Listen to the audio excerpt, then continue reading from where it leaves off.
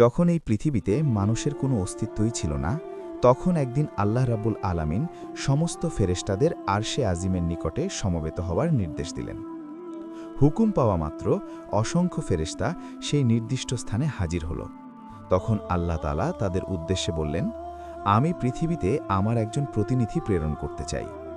ফেরেশতারা আল্লাহর ইচ্ছার রহস্য বুঝতে না পেরে একযোগে বলল, হে পরওয়ারদিগার, আপনি কি এমন এক সৃষ্টিকে পৃথিবীতে আনতে চান যারা সেখানে অশান্তি সৃষ্টি করবে ও রক্তপাত ঘটাবে? অথচ আমরাই তো সর্বক্ষণ আপনার তাসবিহ ও ইবাদতে ব্যস্ত রয়েছি। তবে নতুন খলিফা বানানোর প্রয়োজন কি? তাদের কথা শেষ হলে আল্লাহ রাব্বুল আলামিন বললেন, হে আমার ফেরেশতাগণ, আমি যা জানি তোমরা তা জানো না। মানুষ কেমন হবে, কে আমার আনুগত্য করবে আর কে অবাধ্য হবে, সে বিষয়ে আমি তোমাদের চেয়ে অধিক অবগত। তবে জেনে রাখো, আমি তোমাদের মতামত চাইনি, শুধু জানিয়ে রাখলাম মাত্র। আল্লাহ রাব্বুল আলামিনের বক্তব্য শুনেই ফেরেশতারা নিজেদের ভুল উপলব্ধি করল এবং আল্লাহ রাব্বুল আলামিনের দরবারে ক্ষমা প্রার্থনা করল। এরপর আল্লাহ তাআলা তার 4 জন মহান ফেরেশতাকে ডাকলেন, হযরত জিবরাইল, মিকাইল, ইসরাফিল ও আজরাইল আলাইহিস সালাম। আল্লাহ রাব্বুল আলামিনের হুকুম পাওয়া মাত্র তারা নির্দিষ্ট স্থানে এসে উপস্থিত হলেন।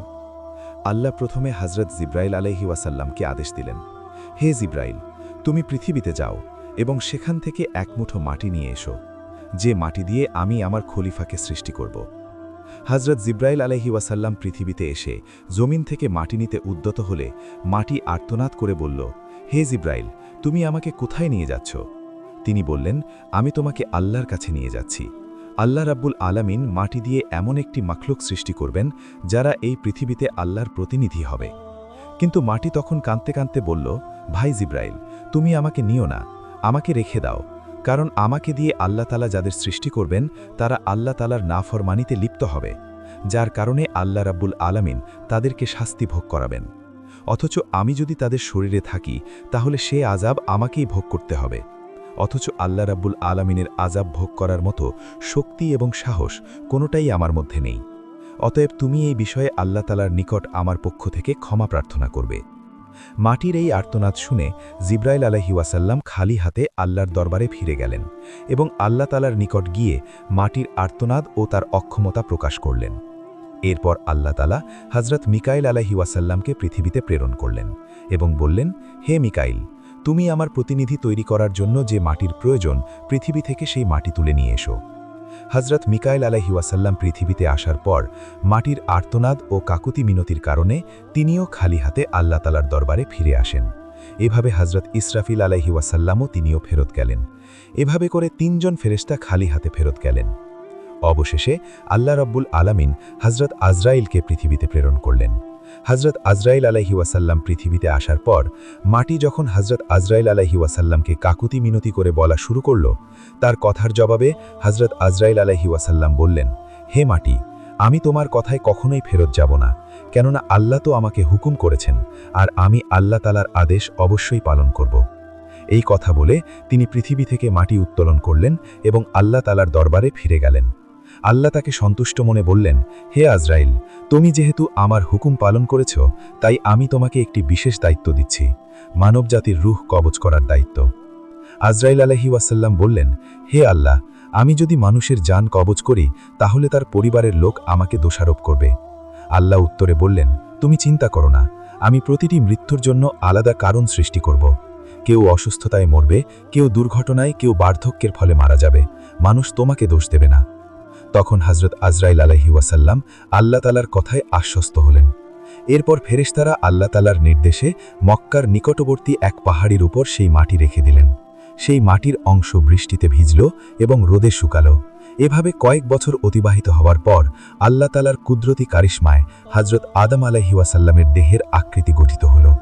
তখন আল্লাহ তাআলা হযরত আদম আলাইহিস সালামের এই দেহটিকে বেহেশতে নিয়ে যাওয়ার জন্য ফেরেশতাদের আদেশ করলেন।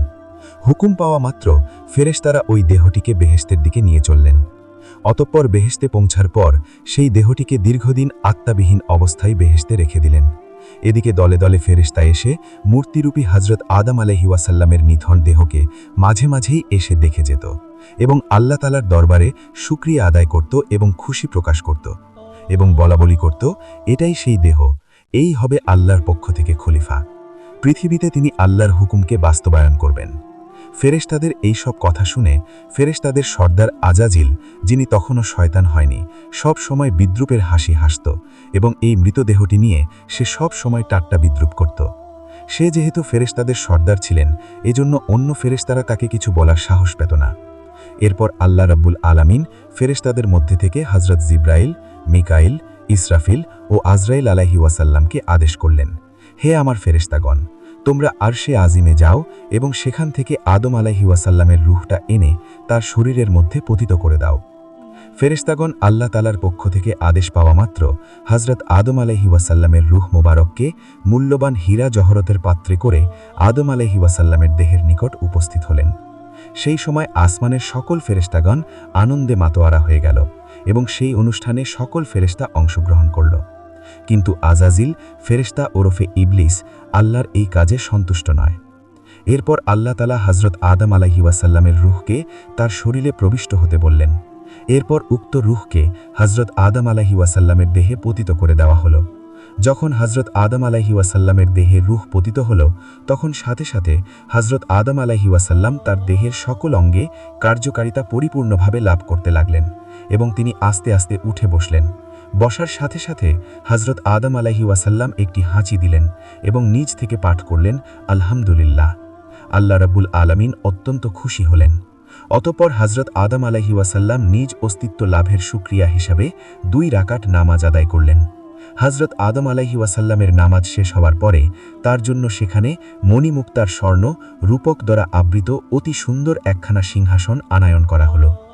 আল্লাহ তাআলার আদেশে হযরত আদম আলাইহি ওয়াসাল্লাম সেই সিংহাসনে উপবেশন করলেন। এরপর আল্লাহ রাব্বুল আলামিন সকল ফেরেশতাদের লক্ষ্য করে বললেন, হে ফেরেশতারা, তোমরা হযরত আদম আলাইহি ওয়াসাল্লামকে সম্মান প্রদর্শনের জন্য সিজদা করো। আল্লাহর হুকুমের সাথে সাথে কোটি কোটি ফেরেশতা হযরত আদমকে সিজদা করলেন। সিজদা থেকে মাথা তুলে সকল ফেরেশতা লক্ষ্য করে দেখল, শুধুমাত্র আজাজিল ব্যতীত সকল ফেরেশতারাই আদমকে সিজদা করেছে, আর আজাজিল উক্ত মজলিসের একপাশে দাঁড়িয়ে রয়েছে। অতঃপর সকল ফেরেশতারা পুনরায় আবার সিজদাতে পতিত হল। তাফসিরের কিতাবের মধ্যে লেখা আছে, তারা দ্বিতীয়বার সিজদা দিয়েছিল আল্লাহ তাআলার শুকরিয়া আদায় করার জন্য, আর প্রথমবার সিজদা দিয়েছিল আল্লাহর হুকুম পালন করার জন্য।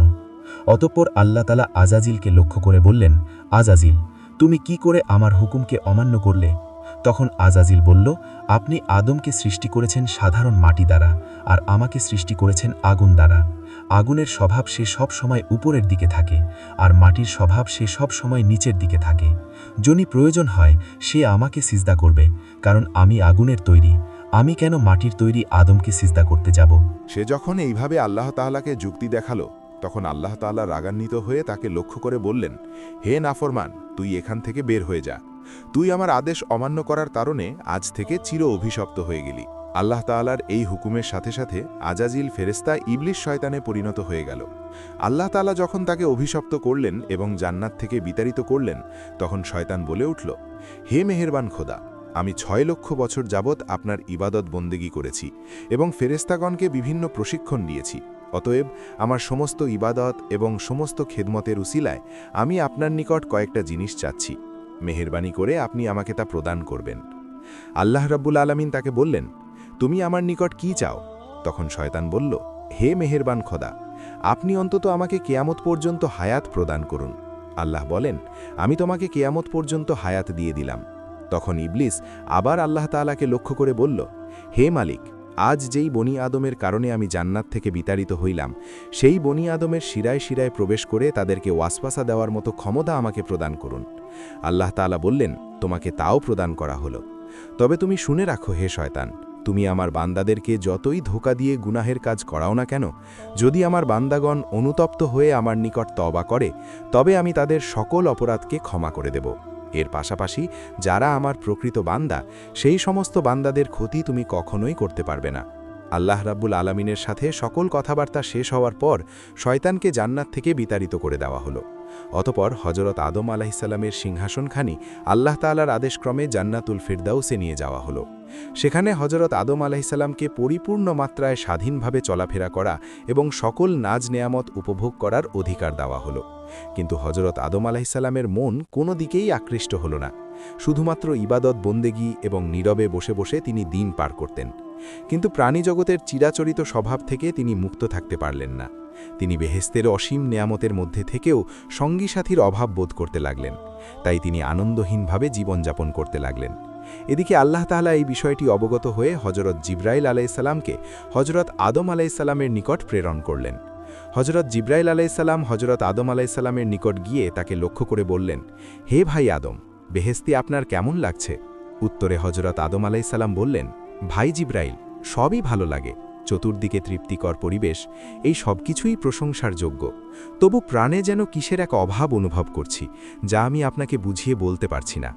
আপনি আল্লাহর নিকট জেনে নিবেন এমনটা কিসের জন্য আমি অনুভব করছি। হজরত জিব্রাইল আলাইসাল্লাম বললেন, হ্যাঁ, আমি আপনার এই অভাবের খবর জানি। আল্লাহ তাআলা আমাকে আপনার এই অভাব পূরণ করার জন্যই পাঠিয়েছেন। আপনি চিন্তা করবেন না, অতি অল্প সময়ের মধ্যেই আমি আপনার সেই অভাব এবং আপনার মন কিভাবে ভালো হয় তার সমস্ত ব্যবস্থা আল্লাহ তাআলার পক্ষ থেকে করে দেব। এই কথাগুলি বলে জিব্রাইল আমিন সেদিনের মতো তার কাছ থেকে বিদায় নিয়ে চলে গেলেন। অতপর পরের দিন ফজরের পূর্বে হজরত জিব্রাইল আলাইসাল্লাম আল্লাহর ইচ্ছাক্রমে আদম আলাইসাল্লামের ঘুমন্ত অবস্থায় তার নিকট আসলেন। এরপর কুদরতি কায়দায় হজরত আদম আলাইসাল্লামের একখানি বাম পাঁজরের হাড় বের করে নিলেন। অতপর উক্ত হাড়ের ওপর রক্ত, মাংস ও চামড়ার আবরণ দিয়ে সজোরে ফুঁক দিলেন। হজরত জিব্রাইল আলাইসাল্লামের ফুঁকের সাথে সাথে উক্ত হাড্ডি একজন নারীর আকৃতি ধারণ করল। এরপর হজরত জিব্রাইল আলাইসাল্লাম হজরত আদম আলাইসাল্লামকে ঘুম থেকে জাগ্রত করলেন। হজরত আদম আলাইসাল্লাম জাগ্রত হয়ে তার সম্মুখে অপরূপ সুন্দরী চাঁদের ন্যায় উজ্জ্বল এক যুবতীকে দেখে তন্ময় হয়ে তার দিকে তাকিয়ে রইলেন। এরপর হজরত জিব্রাইল আলাইসাল্লাম তাদের লক্ষ্য করে বললেন, হে আদম, ইনি আপনার জীবনসঙ্গী বিবি হাওয়া আলাইসাল্লাম। হজরত আদম আলাইসাল্লাম এমন কথা শুনে অত্যন্ত আনন্দিত হলেন। তার প্রাণের মধ্যে যে অতৃপ্তি ছিল, নিমিষের মধ্যেই তা দ্রবীভূত হয়ে গেল। হৃদয়ের মাঝে তার আনন্দ ছড়িয়ে পড়তে লাগল। তিনি এত আনন্দিত হয়েছিলেন যা বর্ণনা করে কোনোদিন বোঝানো সম্ভব নয়। তাফসিরের কিতাবের মধ্যে এসেছে, পৃথিবীতে আল্লাহ তাআলা যে কয়েকজন নারীকে সবচাইতে বেশি সৌন্দর্য দান করেছেন, এদের মধ্যে হজরত হাওয়া আলাইসাল্লাম ছিলেন অন্যতম। হজরত আদম আলাইসাল্লাম দীর্ঘ সময় বিবি হাওয়ার দিকে তাকিয়ে থেকে তার নিকটবর্তী হওয়ার উদ্দেশ্যে সম্মুখে অগ্রসর হলেন। তখন হজরত জিব্রাইল আলাইসাল্লাম বাধা দিয়ে বললেন, তাকে বিবাহবন্ধনে আবদ্ধ করার পূর্বে তার নিকটবর্তী হওয়া আপনার জন্য জায়েজ নয়। অতএব সর্বপ্রথম আল্লাহ তাআলার দরবারে বিবাহের জন্য আবেদন করুন। হজরত আদম আলাইসাল্লাম জিব্রাইল আলাইসাল্লাম দেখানো পদ্ধতিতে হজরত হাওয়া আলাইসাল্লামকে বিবাহ করার জন্য আল্লাহ তাআলার দরবারে ফরিয়াদ করলেন। আল্লাহ তাআলা হজরত আদম আলাইসাল্লামের আবেদনের প্রেক্ষিতে তাদের বিবাহের পরিপূর্ণ সিদ্ধান্ত নিলেন। আল্লাহ তাআলা আদমকে লক্ষ্য করে বললেন, হে আদম, আমি আপনাকে হাওয়া আলাইসাল্লামের সাথে বিবাহ বন্ধনে আবদ্ধ করে দিলাম, কিন্তু এখন আপনি আপনার বিবাহের মোহর আদায় করুন। হজরত আদম আলাইসাল্লাম আল্লাহ তাআলাকে বললেন, হে আল্লাহ, এই বিবাহের মোহর এটা আবার কি জিনিস? তখন আল্লাহ তাআলা বললেন, হে আদম, আপনার বিবাহের মোহর হচ্ছেন আমার প্রিয় হাবিব হজরত মুহাম্মদ সাল্লাল্লাহু আলাইহি ওয়াসাল্লামের ওপর আপনি কয়েকবার দুরুদ পাঠ করুন।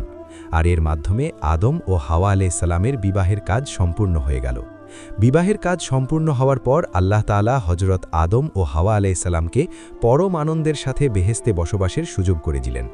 এর পাশাপাশি আল্লাহ তাআলা তাদের লক্ষ্য করে বললেন, হে আদম, তোমরা মনোযোগ সহকারে শুনে রাখো। জান্নাতের সকল নাজ নেয়ামত তোমরা গ্রহণ করবে, কিন্তু এই যে গাছ রয়েছে, এই গাছটির নিকট তোমরা গমন করবে না এবং তার ফল তোমরা ভক্ষণ করবে না। তাফসিরের কিতাবের মধ্যে ওই গাছটির নাম উল্লেখ করা হয়েছে, আর তা ছিল গন্ধম নামক গাছ। এরপর হজরত আদম আলাইসাল্লাম ও বিবি হাওয়া আলাইসাল্লাম অতীব আনন্দে আরাম আয়েশের সাথে বেহেশতে বসবাস করতে লাগলেন। এদিকে শয়তানকে আল্লাহ তাআলা বেহেশতের বাইরে বসবাসের নির্দেশ দেন। সেখানে বসে হজরত আদম ও হাওয়া আলাইসাল্লামের সর্বনাশের চিন্তায় দিন রাত ফিকির করতে থাকে। বেহেশতে থাকাকালীন সময়ে সে যে সকল দোয়া ও দুরুদ পাঠ করে কঠিন কঠিন কাজ আয়ত্ত করত, সেই সমস্ত দোয়া সে পাঠ করল। একসময় সে ইসমে আজম পড়া শুরু করল। ইসমে আজমের উসিলায় সে জান্নাতের গেটের নিকটবর্তী স্থানে পৌঁছে গেল। অতপর সে আস্তে আস্তে জান্নাতের গেটের দিকে অগ্রসর হল। এরপর সে লক্ষ্য করে দেখল যে জান্নাতের প্রাচীরের উপর একটি ময়ূরের বসা রয়েছে। ময়ূর শয়তানকে চিনতে পারল না। সে জিজ্ঞাসা করল, তুমি কে? তখন ইবলিস উত্তর দিল, আমি একজন ফেরেশতা। ময়ূর আবার জিজ্ঞাসা করল, তুমি এখানে কি চাও? শয়তান বলল, আমি বেহেশতের মধ্যে প্রবেশ করতে চাই। ময়ূর তখন বলল, হজরত আদম আলাইহি ওয়াসাল্লাম সেখানে থাকাকালীন সময়ে সেখানে কারও প্রবেশের অনুমতি নেই। এই কথা শুনে শয়তান বলল, ভাই ময়ূর, তুমি আমাকে দয়া করো। এর প্রতিদানস্বরূপ আমি তোমাকে এমন এমন দোয়া শিখিয়ে দেব যা পাঠ করলে তুমি কোনো দিন বৃদ্ধ হবে না। দ্বিতীয়ত, কোনো দিন তোমাকে মৃত্যু স্পর্শ করবে না। তুমি কেয়ামত পর্যন্ত জীবিত থাকতে পারবে এবং বেহেস্তের সকল নাচ নেয়ামত ভোগ করতে পারবে। বেহেস্ত থেকে কোনো দিন তোমাকে বের হতে হবে না। এই কথাগুলো বলেই শয়তান ইসমে আজম পড়া করল। তার মধুর সুরে ইসমে আজম পড়া শুনে ময়ূরের মন নরম হয়ে গেল এবং সে তাকে বেহেস্তের দরজায় নিয়ে হাজির হল। আর সেখানেই প্রহরী হিসেবে ছিল বিশাল এক সাপ। সাপ শকে সব ঘটনা খুলে বলল। সাপ ও ময়ূরের কথাগুলো শুনল এবং শয়তানকে জিজ্ঞাসা করল, তুমি কে? শয়তান পূর্বের ন্যায় উত্তর দিল, আমি একজন ফেরেশতা। আমি আরশে আজিমের নিচে বসবাস করতাম। সেখানে বসে আমি এমন এক ইসমে আজম শিখেছি যা পাঠ করলে সকল উদ্দেশ্যই সাধিত হয়ে যায়। সাপ তখন বলল, দোয়াটি আমাকে শিখিয়ে দাও। শয়তান বলল, হ্যাঁ, তোমাকে আমি শিখিয়ে দেব, তবে একটি শর্ত রয়েছে, আর সেই শর্তটি হল তুমি বেহেস্তের মধ্যে আমাকে প্রবেশ করানোর সুযোগ করে দাও। এই কথা শুনে সাপ বলল, হজরত আদম আলাইহিওয়াসাল্লাম বেহেস্তে থাকাকালীন অবস্থায় কাউকে বেহেস্তের মধ্যে প্রবেশ করানোর অনুমতি আমাকে দেওয়া হয়নি, অতএব এটা আমার পক্ষে সম্ভব নয়। এই কথা শুনে শয়তান বলল, তুমি যদি রাজি থাকো তাহলে আমি তোমার মুখে প্রবেশ করে জান্নাত ঘুরে দেখে আসব। এতে করে আল্লাহ তাআলার হুকুম তোমার দ্বারা লঙ্ঘন করা হবে না। তার এই যুক্তিটি সাপর খুবই পছন্দ হল, যার কারণে সে রাজি হয়ে বড্ড করে হাঁ করল। হাঁ করার সাথে সাথে শয়তান তার মুখের ভেতর প্রবেশ করল। এরপর শয়তান সাপকে লক্ষ্য করে বলল, হে সাপ, তুমি আমাকে বিবি হাওয়ার কাছে নিয়ে চলো। হুকুম পাওয়া মাত্রই সাপ শয়তানকে মুখে নিয়ে বিবি হাওয়া আলাইহিসাল্লামের কাছে গিয়ে পৌঁছাল। শয়তান তখন জোরে সুরে চিৎকার দিয়ে কাঁদতে আরম্ভ করল। সাপের মুখ থেকে কান্নার শব্দ শুনে বেহেস্তের সকল হুরগেলম্যান তার কাছে সমবেত হল, এমনকি বিবি হাওয়া আলাইহিসাল্লামও সেখানে এসে উপস্থিত হল। এরপর হজরত বিবি হাওয়া আলাইহিসাল্লাম তার এই রূপ ক্রন্দনের কথা জিজ্ঞাসা করলেন, যার উত্তরে সে বলল, আমি তোমাদের পরিণামের কথা ভেবেই কান্না করছি। আল্লাহ তাআলা তোমাকে ও তোমার স্বামী আদম আলাইহিওয়াসাল্লামকে খুব শীঘ্রই পৃথিবী নামক জমিনে পাঠিয়ে দেবেন। এই কথা আরশে আজিমে লিপিবদ্ধ রয়েছে, আমি তা দেখেছি। এর জন্য আমি তোমাদের কথা চিন্তা করে কান্নাকাটি করে যাচ্ছি। বিবি হাওয়া তখন শয়তানকে লক্ষ্য করে বললেন, তোমার কথা যে সত্য তা আমি কিভাবে যাচাই করব? শয়তান বলল, আমি আল্লাহর নামে শপথ করে বলছি, আমার কথা যদি বিন্দুমাত্র মিথ্যা হয় তাহলে যেন আল্লাহ তাআলা ও সকল ফেরেশতার লানত আমার উপর পতিত হয়। শয়তানের এমন কথায় হজরত হাওয়া আলাইহিসাল্লামের মন নরম হয়ে গেল। তাই সে তাকে জিজ্ঞাসা করল, তবে পৃথিবীর এই নির্বাসন থেকে মুক্তির কোনো উপায় আছে কি? যদি এই নির্বাসন থেকে মুক্তির কোনো উপায় থেকে থাকে তাহলে তা তুমি আমার নিকট খুলে বলো। শয়তান তখন বলল, উত্তম একটি পথ রয়েছে, তবে তোমরা তা গ্রহণ করবে না তা আমি ভালো করেই জানি। তখন হজরত হাওয়া বললেন, আমি অবশ্যই সেই পথকে গ্রহণ করব, আমার নিকট তা খুলে বলো। তখন শয়তান বলল, ওই যে নিষিদ্ধ গাছ রয়েছে, ওই গাছের যদি একটি ফল ভক্ষণ করতে পারো তাহলে তোমরা চিরস্থায়ীভাবেই জান্নাতে বসবাস করতে পারবে। আর যদি তোমরা সেই গাছের ফল ভক্ষণ না করো তাহলে অচিরেই তোমরা জমিনে নামিয়ে দেওয়া হবে, তোমরা বেহেশত থেকে বিতাড়িত হবে, কেননা আল্লাহ তাআলার সিদ্ধান্ত হচ্ছে তোমাদেরকে জান্নাত থেকে বিতাড়িত করে দেবেন। শয়তানের যুক্তিপূর্ণ বক্তব্যে হজরত হাওয়া আলাইহিসাল্লামের মন নরম হয়ে গেল, যার কারণে তিনি আস্তে আস্তে গন্দম নামক গাছের নিকট উপস্থিত হলেন। সেখানে উপস্থিত হয়ে গাছ থেকে একটি ফল ছেড়ে অর্ধেক ফল সে আহরণ করলেন, বাকি অর্ধেক হজরত আদম আলাইহিওয়াসাল্লামের জন্য নিয়ে আসলেন। এরপর হজরত আদম আলাইহিওয়াসাল্লামকে বুঝিয়ে শুনিয়ে বাকি অর্ধেক ফল খাওয়ালেন। হজরত আদম আলাইহিওয়াসাল্লাম ও হাওয়া আলাইহিসাল্লাম গন্দম নামক ফল ভক্ষণ করার সাথে সাথে তাদের দেহ থেকে জান্নাতের সকল পোশাকগুলো খুলে পড়ে গেল এবং তাদের শরীর থেকে যে মেশুকের সুঘ্রাণ বের হতো সে সমস্ত ঘ্রাণ বের হওয়া বন্ধ হয়ে গেল। এই অবস্থাগুলো দেখে হজরত আদম ও হাওয়া নিজেদের ভুল বুঝতে পারলেন এবং অনুতপ্ত হতে লাগলেন। তাদের এই কাজকর্মের কারণে আল্লাহ তাআলা রাগান্বিত হলেন, যার কারণে তিনি ফেরেশতাদেরকে আদেশ করলেন, ফেরেশতাগণ, আদম ও হাওয়াকে জান্নাত থেকে বের করে জমিনে নামিয়ে দাও। আল্লাহ তাআলা হুকুম পাওয়া মাত্র হজরত জিব্রাইল আলাইহিওয়াসাল্লাম এবং অন্যান্য ফেরেশতাগণ হজরত আদম আলাইহিওয়াসাল্লাম ও হাওয়া আলাইহিসাল্লামকে জান্নাত থেকে জমিনে নামিয়ে দিলেন।